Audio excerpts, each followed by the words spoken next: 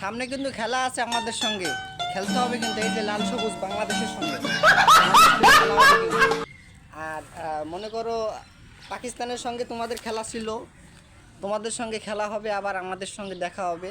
মিরপুর মাঠে আসি এবং ইন্ডিয়া যে ম্যাচ বা সিরিজ হইতে পারে ভারতের সঙ্গে সামনে।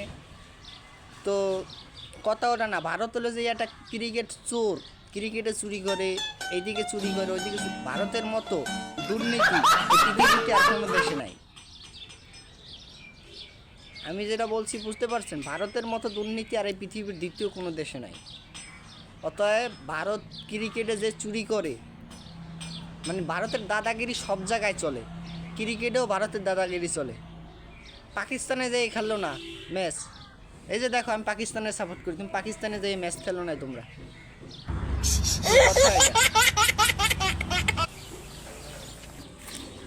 কি কাপ জিততে বেশি ভাব লইতে আসো? কাপ তো তোমরা চুরি করে এনেছো, বুঝো নাই? তোমরা এক ভেন্যুতে খেলছো, প্লাস তোমাদের অ্যাডভান্টেজ, তোমরা এক মাঠের ভিতরে খেলছো, তোমাদের অ্যাডভান্টেজ তো বহুত হয়েছে এক মাঠে খেলা।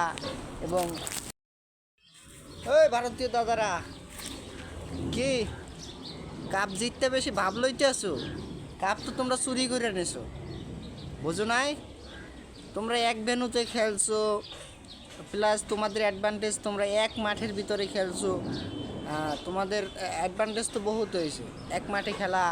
এবং দর্শক, পৃথিবীর ভিতরে যদি কোনো ক্রিকেটের চোর ক্রিকেট বোর্ড থাকে, মানে পৃথিবীতে যদি কোনো ক্রিকেটের চোর ক্রিকেট বোর্ড থাকে সেটা হলো যে ভারত, বা এটা ইংলিশে বলে ইন্ডিয়া।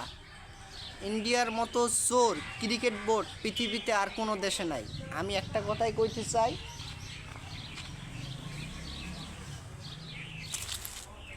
এই যে দেখতে পাচ্ছেন এটা হলো ভারতের পতাকা, এবং আমরা ভারতের পতাকাকে সম্মান করি, তার মানে এই না যে ভারতকে আমরা ভয় পাই।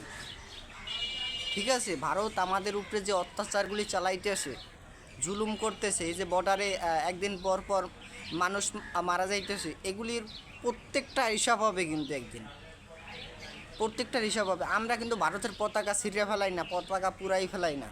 আর ভারতের সীমান্তরক্ষী বাহিনীরা যে বাংলাদেশের এক একজন করে মারতেছে, এটা প্রত্যেকটার বিচার হবে একদিন।